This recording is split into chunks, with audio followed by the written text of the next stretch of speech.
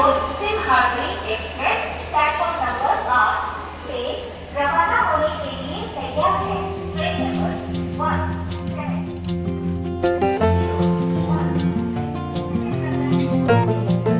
అన్నవరం శ్రీ వీర వెంకట సత్యనారాయణ స్వామి దర్శనం కోసం నా ప్రయాణం విశాఖపట్నం రైల్వే స్టేషన్ నుండి ప్రారంభమవుతుంది.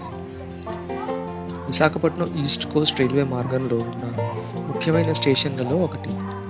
చెన్నై హౌరా మెయిన్ లైన్ మీద ఉన్న అన్నవరం స్టేషన్కి ట్రైన్ ద్వారా ప్రయాణం చేయడం చాలా సులభం.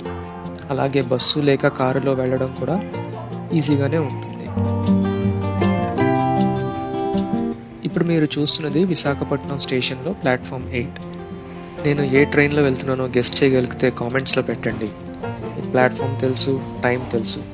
ఇక లోపల ట్రైన్ చూస్తే మీకు చేరుకారని కూడా తెలుస్తుంది. మీ కామెంట్స్ కోసం చూస్తూ ఉంటాను.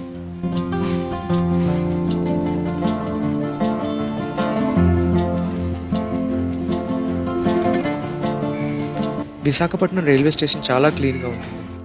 చూస్తున్నారు కదా, ట్రైన్ స్టేషన్ దాటి వెళ్తున్నది. కొన్ని నిమిషాల్లో అర్బన్ బిల్డింగ్స్ తగ్గి ఓపెన్ సీనరీ కనిపిస్తుంది. ఇప్పుడు మన ప్రయాణం అన్నవరం డైరెక్షన్లో కంటిన్యూ అవుతుంది.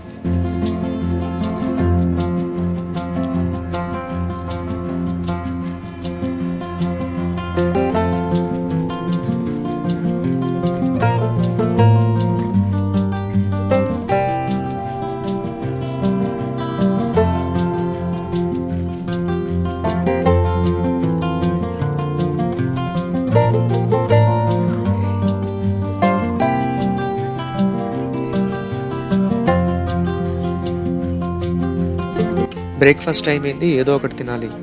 సౌత్ ఇండియన్ది కాబట్టి బ్రేక్ఫాస్ట్ అంటే ఇడ్లీ వడ తప్పకుండా గుర్తుకు వస్తాయి. మార్నింగ్ జర్నీకి ఇది ఈజీ బ్రేక్ఫాస్ట్. ట్రైన్ ముందుకు సాగుతున్నప్పుడు ఆంధ్రప్రదేశ్ గ్రామీణ ప్రాంతాలు అందమైన దృశ్యాలు కనిపిస్తాయి.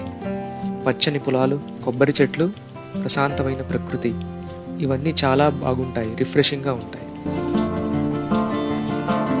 అన్నవరం రీచ్ అయ్యాను. ఇప్పుడు స్టేషన్ బయటే బస్సు స్టార్ట్ అవుతుంటే తొందరగా ఎక్కేశాను. అన్నవరం టౌన్ నుండి రత్నగిరి కొండపై ఉన్న ఆలయానికి దేవస్థానం వాళ్ళ బస్సెస్ అందుబాటులో ఉంటాయి. ఈ ఆలయం సముద్ర మట్టానికి సుమారు 300 అడుగుల ఎత్తులో ఉన్న రత్నగిరి కొండపై ఉంటుంది. పంపా నది కొండ అడుగున ప్రవహిస్తూ ఉంటుంది. భక్తులు మెట్లెక్కడం లేక దేవస్థానం బస్సుల ద్వారా ఘాట్ రోడ్ మీదుగా కొండపైకి చేరవచ్చు. కొండ కింద ఉన్న ఈ ఆర్చుతో మొదలు ఈ కొండ మీదకి వెళ్ళడానికి రోడ్డు స్టార్ట్ అవుతుంది. ఘాట్ రోడ్లో టర్న్స్తో పైకి వెళ్తున్నాం. బస్సు పైకి ఎక్కుతున్నప్పుడు ప్రకృతి దృశ్యాలు మరింత అందంగా కనిపిస్తాయి. కొండపైన దేవస్థానం వాళ్ళ రూమ్స్ ఉంటాయి.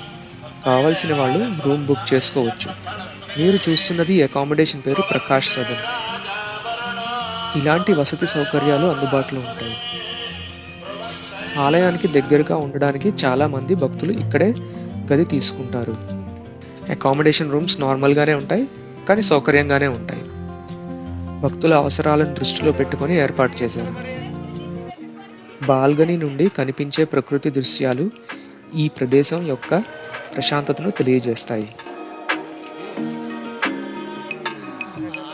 రూమ్ తీసుకున్న తర్వాత ఆలయంలో దర్శనం మరియు శ్రీ సత్యనారాయణ స్వామి వ్రతంకి వెళ్తున్నాము.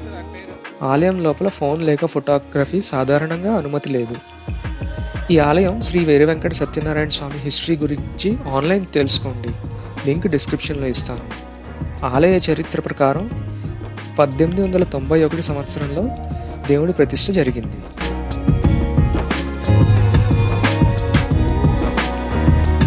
ప్రతిరోజు ఇక్కడ శ్రీ సత్యనారాయణ స్వామి వ్రతం నిర్వహించబడుతుంది. దీనికోసం వేలాది మంది భక్తులు ఇక్కడికి వస్తూ ఉంటారు.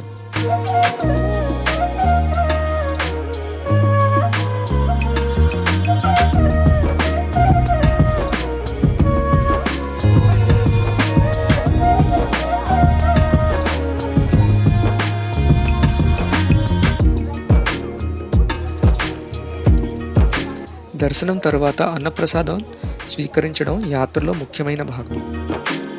దక్షిణ భారత ఆలయాల్లో భక్తులకు ఉచితంగా ప్రసాద భోజనం అందించడం ఒక గొప్ప సాంప్రదాయం. తిరుమలలాగే ఇక్కడ కూడా భక్తులు ఒక హాల్లో కూర్చొని అన్నప్రసాదం తినడం సమానత్వాన్ని సూచిస్తుంది. ఇది సేవాభావం మరియు ఆధ్యాత్మిక విలువలని ప్రతిబింబిస్తుంది. కొండపై నుండి చుట్టూ ఉన్న ప్రకృతి అందాలు స్పష్టంగా కనిపిస్తున్నాయి.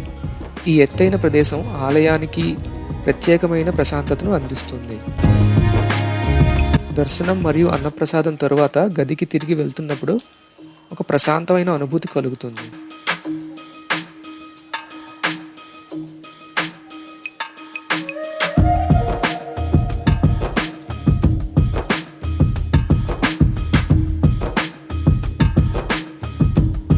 ఇప్పుడు కిందకి దిగిపోతున్నాం. రోడ్డు ద్వారా దిగుతున్నప్పుడు మధ్యలో కనిపించే నీటి ప్రాంతాలు మరియు పచ్చని దృశ్యాలు యాత్రను మరింత ప్రత్యేకంగా చేస్తాయి.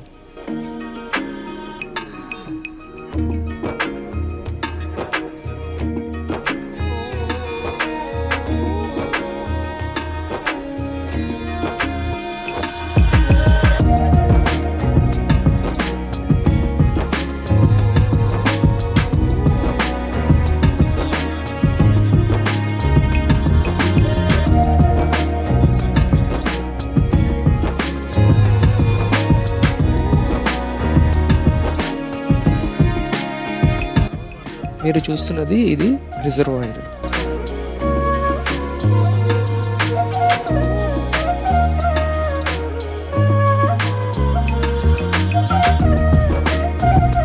అన్నవరం యాత్ర కేవలం దర్శనం మాత్రమే కాదు, ప్రయాణం, ప్రార్థన, అన్నప్రసాదం, ప్రకృతి ఇవన్నీ కలిసి ఒక సంపూర్ణ ఆధ్యాత్మిక అనుభవంగా మారుతాయి.